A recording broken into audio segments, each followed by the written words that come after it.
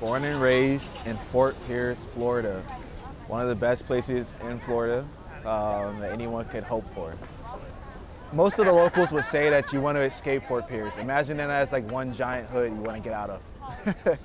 I've always felt like Florida wasn't my home. Like, of course it is, because I was born there. I have family there, but I didn't feel like it was meshed well with like what I wanted to do. I tried doing photography down there and being a photographer. I wanted to do fashion, I wanted to do portraits work, but it just never hit the way it needed it to hit. New York City has brought me a lot of stress, but has brought me a lot of confidence in myself and in the community. So one of the things in Florida that I was lacking was a good community, A lot of my friends moved away because, like I said earlier, everyone wants to escape Fort Pierce. So I always questioned things as a kid. And while my parents weren't, I don't want to say my parents weren't open-minded, but they kind of allow me to question and, figure things out on my own. So I think that still is part of me today, just the questioning side of things. So when I see things, I'm like, oh, that's weird. Like, why is that like that? And then they were always very supportive when it came to the arts. My mom bought me my first camera as a high school graduation gift. I want to go back and I want to document my family. So I've always had like a pretty distant relationship with my family. I didn't really feel very family oriented as a kid. I have one sister who has 4 kids, and I barely know my nieces and nephews. I have another sister, 2 kids, and I barely know them, So it'd be a nice way to be able to like document them growing up and us becoming closer. And then the escape itself, like Fort Pierce is changing. So many people moved there during COVID because it was extremely cheap to build a house. So now there's like, traffic is way worse than it used to be. There's a lot of new buildings popping up, a lot of new businesses. Areas that I used to be like low-key afraid to walk through, I see people like scootering, you know what I'm saying? Like, it's wild. So I want to go back and I want to capture all of that. When I moved back there during COVID, I realized that I was afraid of things that I didn't need to be afraid of. And I think now, with the landscape changing,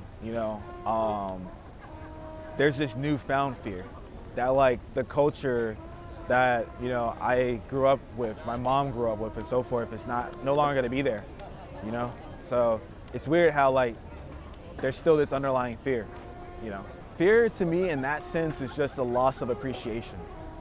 Like, I feel like I'm missing out on something that I should have been appreciating for a long time, in the sense of it changing.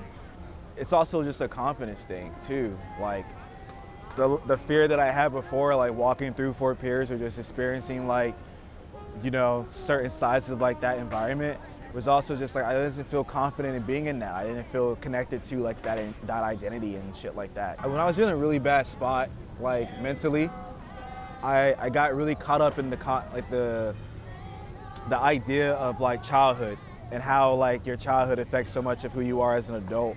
So one of the things while I was going through therapy and just like working through my depression was to look back at like my childhood and like, the things that I used to dream of as being a kid and shit like that.